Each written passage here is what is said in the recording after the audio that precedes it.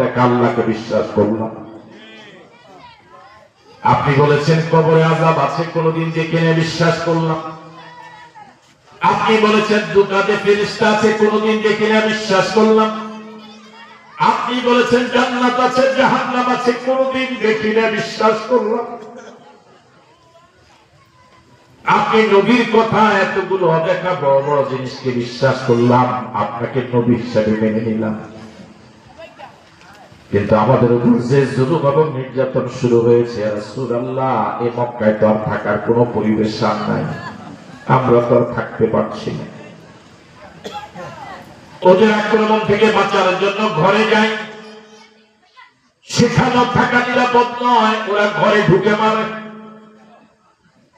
আল্লাহ নবী বললেন, আমিও তো তোমাদেরকে করার মতো সহযোগিতা করার মতো কোন সহযোগিতা আমার হাতে নাই। তোমরা যেরকম মাজলুম, আমিও তো সেই জালেমদের জুলুমের শিকার। আল্লাহ নবী পরামর্শ দিলেন,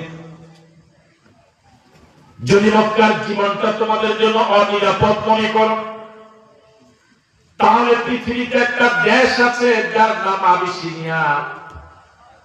বর্তমান যে দেশের নাম, এক সময় দেশের নাম ছিল ইরিত্রিয়া, ইথিওপিয়া। ওই দেশের বাদশার নাম হলো নাজ্জাশী। রাসূল বলেন, আমি যতদূর জানি ওই দেশের বাদশা খুব মেহমান প্রিয়।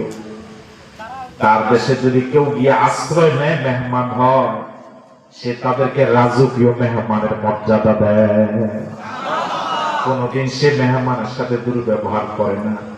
মক্কার জীবন যদি তোমাদের জন্য কষ্টকর মনে হয়, আবিসিনিয়া হিজরত করে যেতে পারো, আপাতত তো জীবনটা বাঁচবে।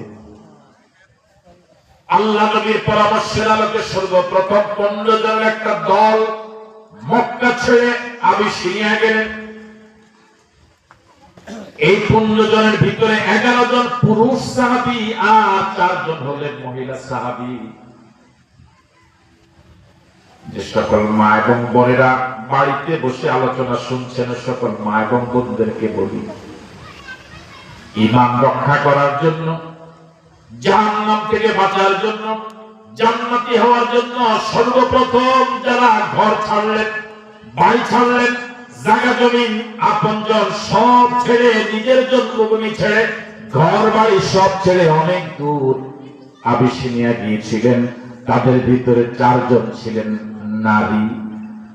আপনারা সে মায়ের জাত, আপনারা সে নারী। আমাদের এখানে পুরুষ আছে, পুরুষ গিয়েছিলেন 11 জন।